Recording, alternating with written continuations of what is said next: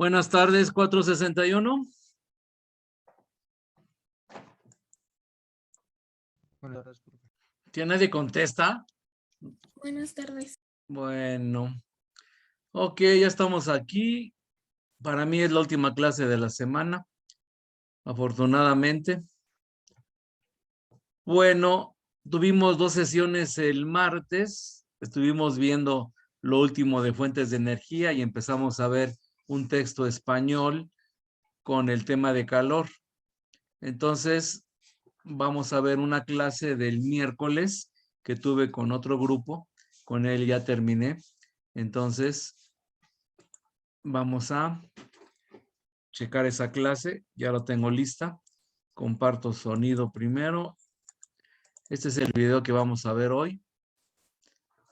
Es del miércoles, pero es exactamente lo mismo para ustedes. Si de repente digo otro grupo, que sería el 451, también la indicación es para ustedes también. Muy bien.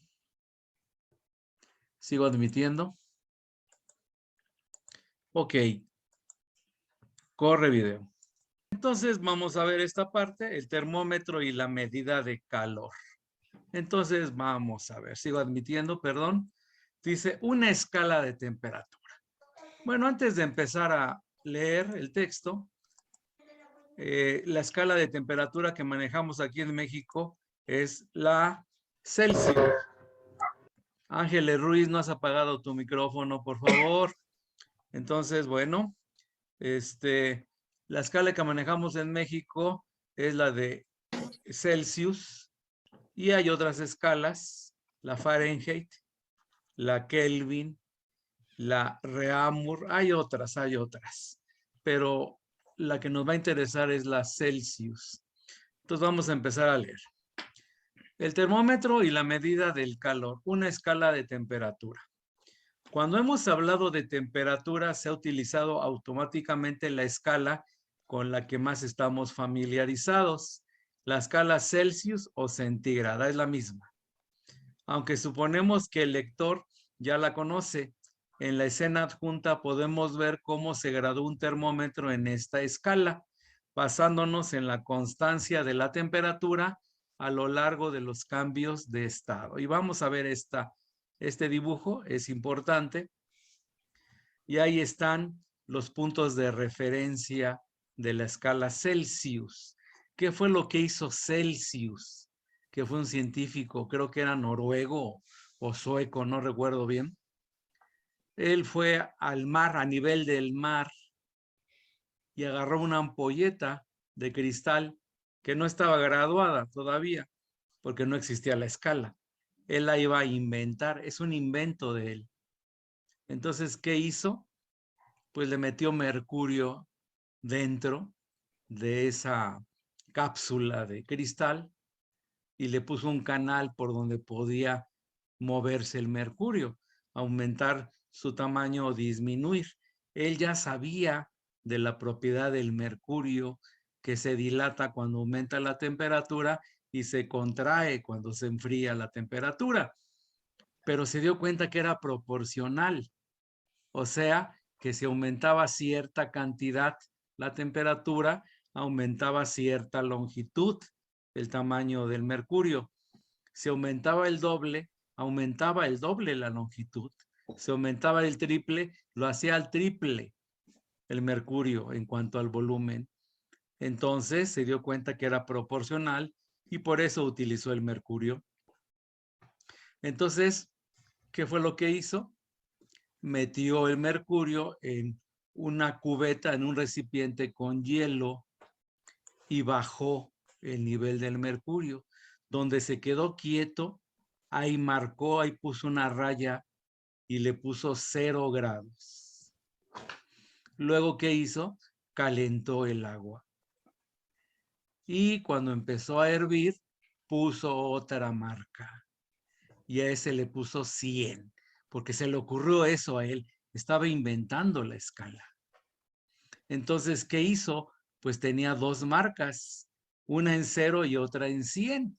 Pues lo más natural que seguiría hacer sería dividir, ¿no? Hacer marcas de 1 en 1 hasta 100 del mismo tamaño. y a cada división le llamó grado. Y como eran 100, le puso Celsius, grado centígrado. Centi es 100. Entonces, para él fueron grados centígrados. Ya después, con el tiempo, se le cambió a grados Celsius en honor a este científico.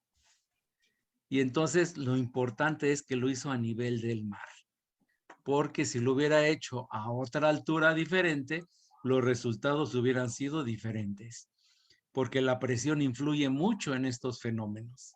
La presión del aire de la atmósfera hace que se comporten de diferente forma según la altura. Por eso es importante que él apuntó que era a nivel del mar, porque para un científico también es importante que los demás científicos puedan repetir su experimento y puedan obtener los mismos resultados. Para un científico es muy importante ser reconocido, que la gente reconozca su labor, sus descubrimientos, y para eso deben publicar de tal forma que los demás científicos puedan repetir lo que él hizo y obtengan los mismos resultados. Y ahí es donde la comunidad científica reconoce al científico, porque se pueden reproducir sus experimentos, no son inventos, y descubre, inventan cosas. En este caso fue un invento, la escala centígrada o Celsius. Así que no se confundan, es lo mismo. De repente piensan que es diferente, pero no. Entonces sigo leyendo. Además de la Celsius, existen otras escalas. En la escena Reaumur, esa es otra escala, el punto cero es también el de fusión del hielo, pero el de ebullición de agua se marca como 80 en lugar de ser el punto 100. O sea, simplemente en lugar de 100 se pone 80. De modo que para pasar de la escala Celsius a la Reaumur, podríamos aplicar la siguiente ecuación. Temperatura Reaumur es igual a 0.8 temperatura Celsius, donde TR es la temperatura Reaumur y TC es la temperatura Celsius. La escala Reaumur, utilizada en otros tiempos en Francia y Alemania, ha sido reemplazada en estos países por la escala Celsius, aunque aún se emplea ocasionalmente en la industria del almíbar y los caramelos. Bueno, ya se restringe el uso, ¿verdad? Ya domina la escala Celsius en todos lados. Claro, excepto en los países ingleses. Y aquí va a aparecer la escala Fahrenheit. En la escala Fahrenheit, de uso muy extendido en los países anglosajones, Inglaterra, Estados Unidos, la comunidad inglesa, a final de cuentas, el punto cero se determina por el equilibrio entre una mezcla de agua, hielo y cloruro de amoníaco y el punto 96 Fahrenheit. A final de cuentas, ¿qué hizo Fahrenheit? Hizo prácticamente lo mismo, pero la gran diferencia fue que, a ver, aquí no lo dice, Celsius usó agua pura.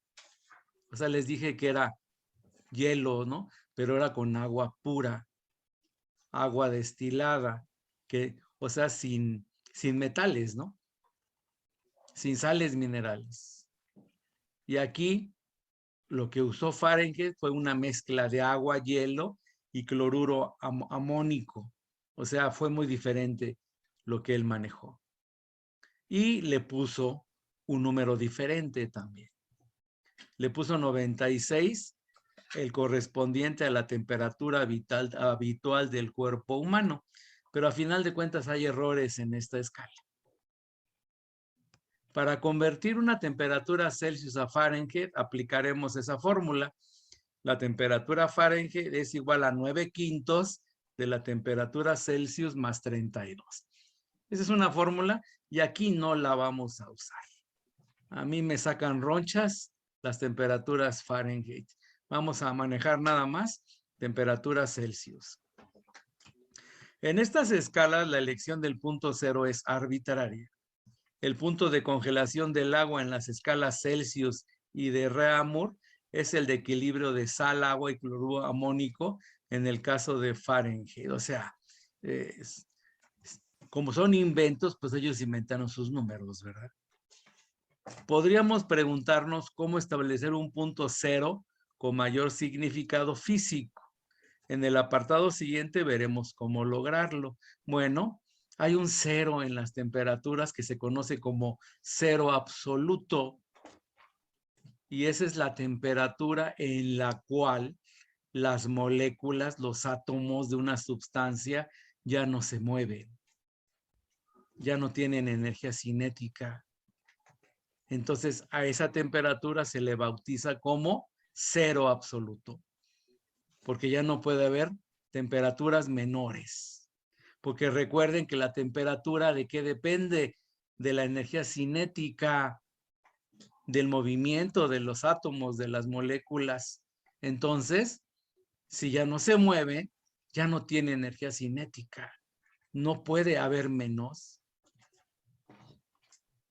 Entonces dice, en la escena vemos 3 termómetros. Ah, bueno, eso ya lo leímos.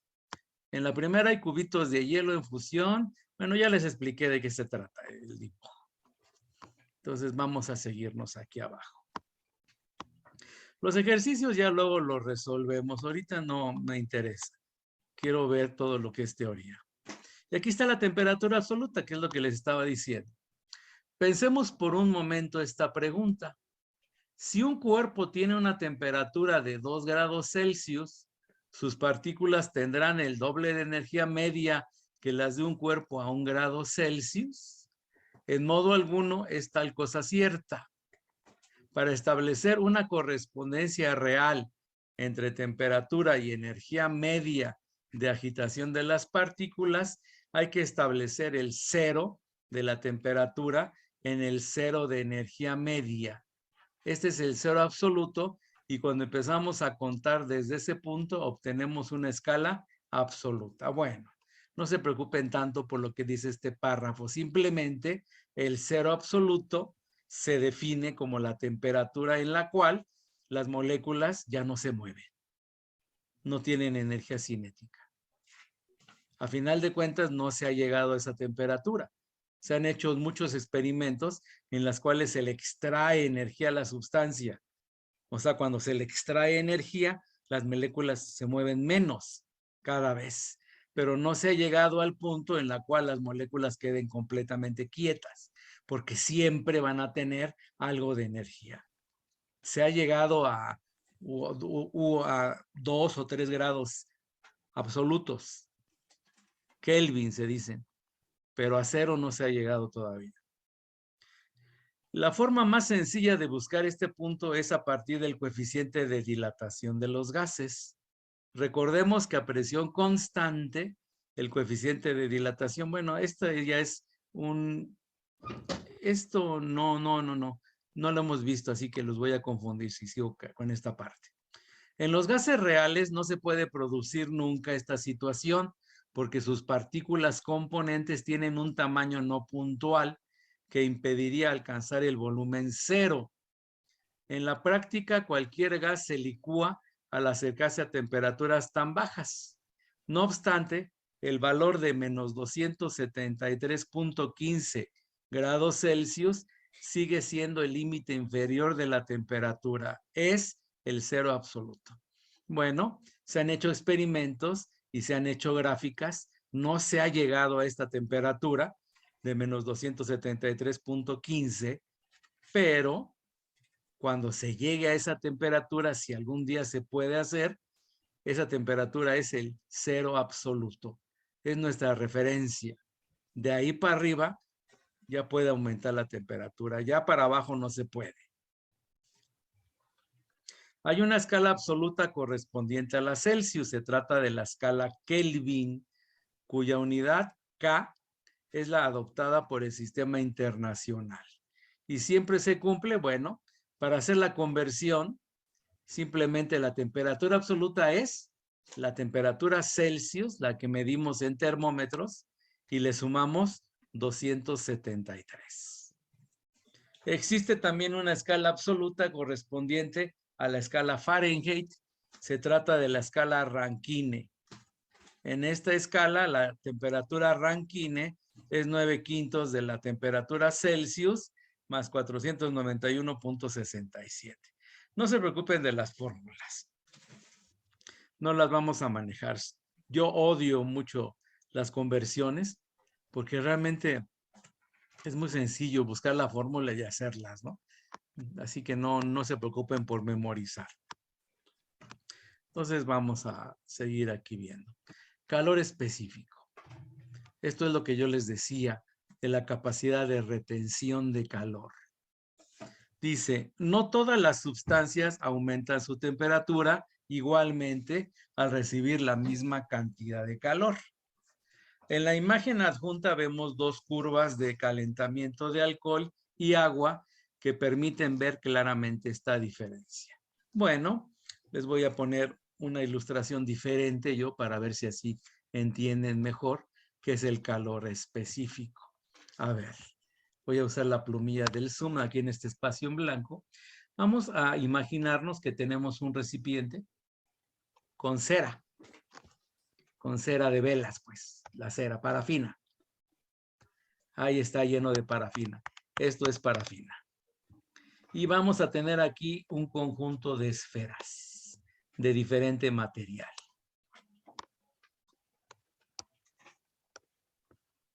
Ahí está. Y vamos a calentarlas con mecheros el mismo tiempo a todas las esferitas de diferente material. El mismo tiempo. O sea, les voy a aplicar la misma cantidad de calor. Y una vez que ya estén calientes, suspendo el calentamiento y suelto las esferas. Yo lo que voy a observar es lo siguiente. Va a haber esferas que solamente se queden a medias, perforen muy poco la parafina. Va a haber otras esferas que se van a hundir más. Bueno, las esferas que se hunden más son las que retuvieron más calor porque fueron capaces de derretir más parafina, más cera. Entonces, evidentemente, el material del que está hecho la esfera tiene mayor capacidad de retención de calor. Si no perfora tanto la cera como la primera esfera, pues su calor específico o su capacidad de retener calor no es muy alto. En cambio, si sí se hunde, si funde mucha cera y se hunde más, pues se dice que tiene un calor específico mayor. Entonces, depende del material, la capacidad que tenga de retener calor, y a eso se le conoce como calor específico. Y todos los materiales tienen diferente calor específico. A lo mejor algunos sí tengan el mismo, ¿no? Pero por lo general, esa capacidad de retención es diferente según el material. Entonces voy a borrar lo que acabo de dibujar para poder seguir leyendo. Muy bien. Entonces no le hagan mucho caso a este dibujo. Yo creo que con lo que les dije es un poquito más comprensible qué significa eso de capacidad calorífica o calor específico. Llamamos capacidad calorífica de un cuerpo a la cantidad de calor que hay que darle para que su temperatura ascienda a 1 grado Celsius. Se mide en calorías entre grados Celsius. La capacidad depende tanto de la sustancia de que se trate como de su masa. Bueno, también, si hay más masa, pues también va a tener más capacidad de retener, ¿verdad?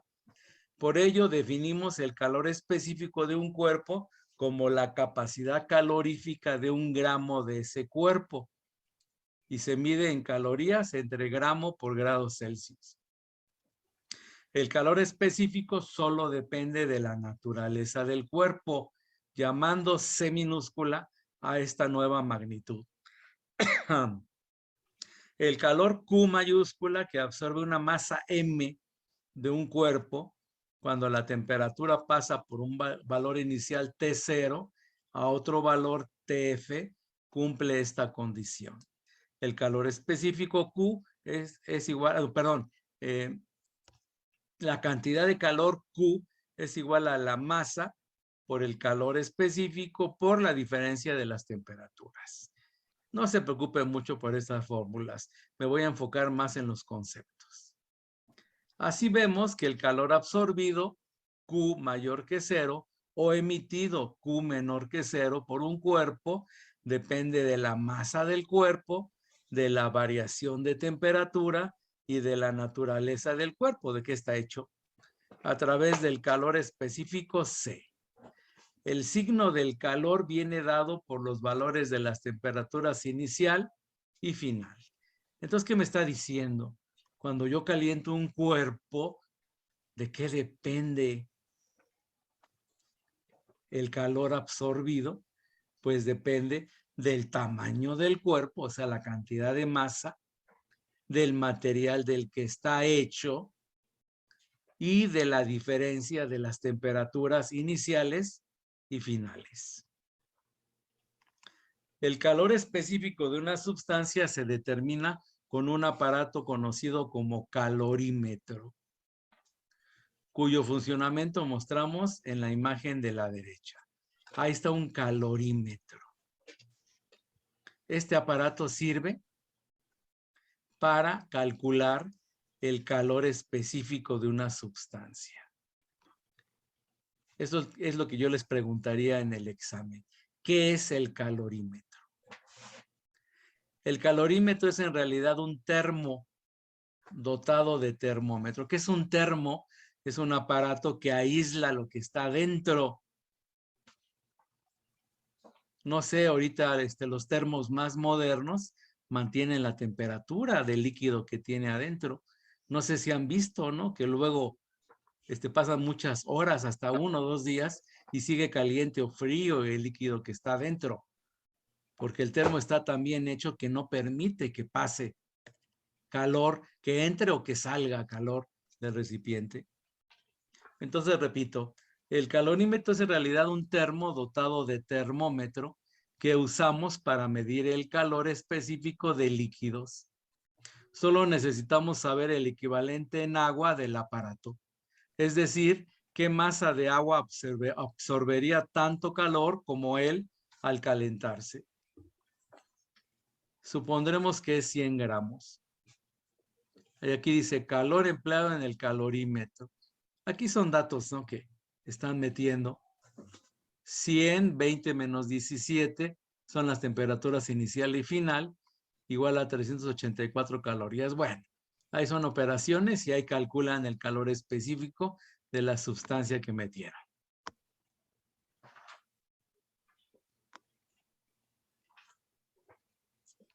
Y bueno, no voy a meterme ahorita en esto. Muy bien. Buscando el equilibrio. Ya quedó establecido que la naturaleza busca el equilibrio térmico. Eso ya lo sabemos. El calor siempre viaja de los cuerpos de mayor temperatura a los de menor temperatura. Entre dos cuerpos a diferente temperatura pasa calor del más caliente al más frío hasta que se le igualan las temperaturas. La temperatura de equilibrio se verá afectada por el calor específico de las sustancias que intervienen. En la imagen adjunta, la que está aquí a la derecha, se ve que la diferencia entre dos casos aparentemente iguales,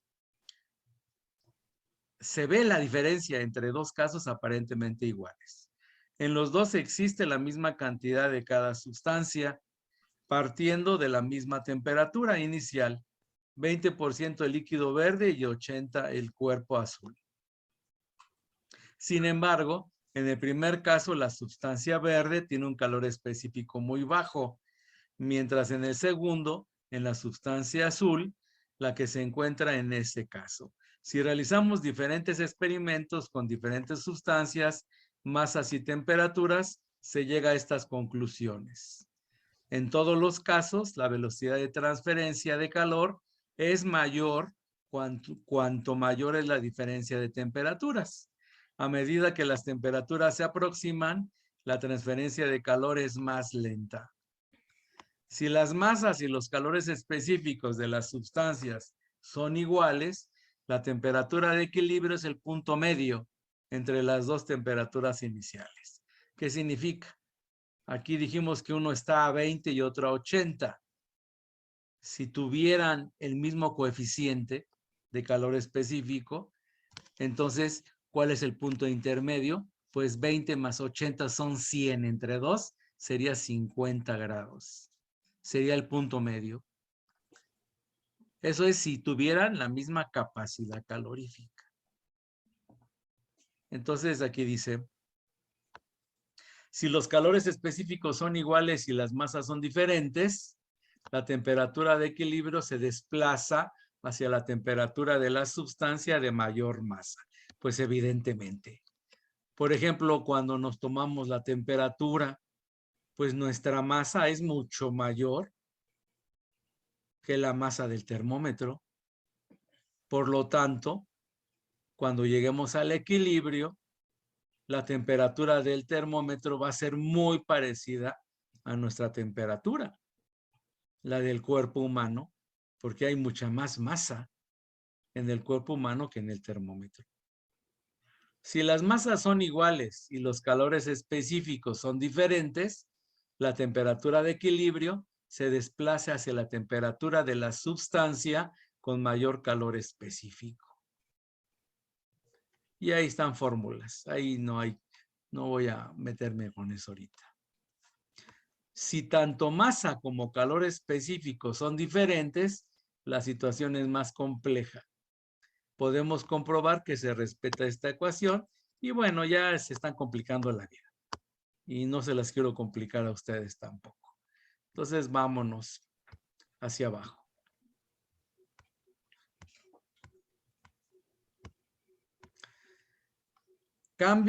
Calor de cambio de estado. Muy bien. Dice, sabemos que cuando un cuerpo se calienta hasta alcanzar su punto de fusión, cuando se convierte de sólido a líquido, el calor que reciba en adelante se emplea en cambiar de estado, no en aumentar su temperatura. Llamamos calor latente de fusión al calor que hay que dar a cada unidad de masa de una sustancia para que se funda. Una vez alcanzada la temperatura adecuada, tradicionalmente se mide en calorías por gramo, aunque la unidad del sistema internacional sea Joule entre kilogramo. Del mismo modo, llamamos calor latente de ebullición al calor que hay que dar a cada unidad de masa de una sustancia para que se evapore. Una vez alcanzada la temperatura de ebullición, se utilizan las mismas unidades en el caso anterior. Es fácil encontrar tablas con los calores latentes de fusión y ebullición, aunque no es tan corriente encontrar el calor latente de sublimación. Entonces, ¿qué nos está diciendo? Si yo tengo un líquido, un sólido, a ver, vamos a hacer un dibujo sencillo. Si yo tengo un sólido, un cubito, y lo caliento, ¿qué va a pasar? Pues va a aumentar su temperatura. Se dilata, aumenta su tamaño.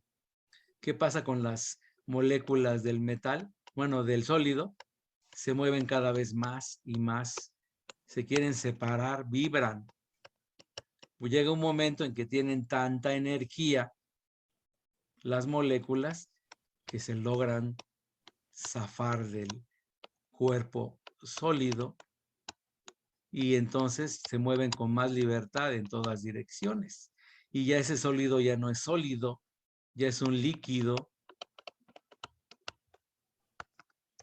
Pero ojo, cuando yo fui calentando el sólido, aquí puse el líquido, el sólido, fue aumentando su tamaño, se fue dilatando, pero la estructura se mantenía.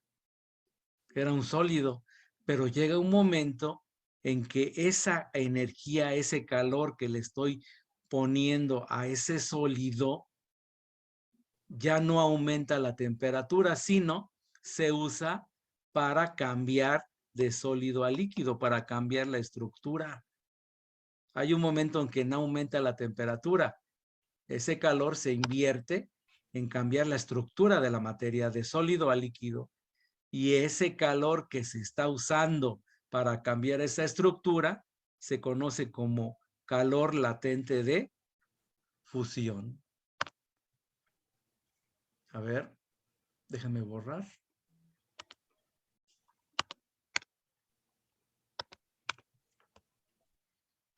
Así se llama calor latente de fusión. Y pasa algo parecido cuando yo estoy calentando un líquido.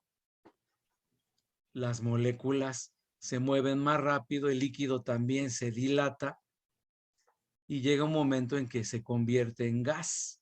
Pero en ese momento en que se está convirtiendo de líquido a gas, deja de aumentar la temperatura. Esa energía, ese calor se está usando en transformar la estructura de líquido a gas, a estructura de gas. Entonces, si yo les pregunto qué es calor latente de fusión, pues simplemente me van a decir que es el calor que se usa para cambiar la estructura de sólido a líquido. Si les pregunto qué es el calor latente de ebullición, es el calor que se usa para cambiar la estructura de líquido a gas. Aquí dice, en la imagen superior, un bloque de hielo dentro de un recipiente se está fundiendo con el calor de un hornillo. Una parrilla, pues. Mientras avanza la fusión, la temperatura del hielo permanece constante. No aumenta la temperatura, sino que se está cambiando de sólido a líquido.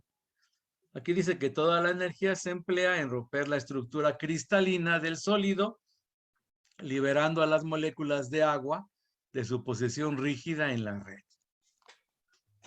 Si después de la fusión seguimos calentando el agua hasta llegar a la ebullición, nuevamente la temperatura deja de crecer. Ahora las moléculas se están liberando de la atracción entre ellas que las confina al volumen del líquido. O sea, las moléculas de un líquido están juntas, no se pueden separar, pero escurren entre ellas, pero no se pueden separar mucho. Ya en un gas, las moléculas son completamente libres. Entre ellas que las confina al volumen del líquido para pasar al estado gaseoso. Mientras tanto, la temperatura del agua vuelve a permanecer constante. Muy bien. Aquí, esto es un experimento muy, muy importante. Este sí lo voy a ver la clase que viene.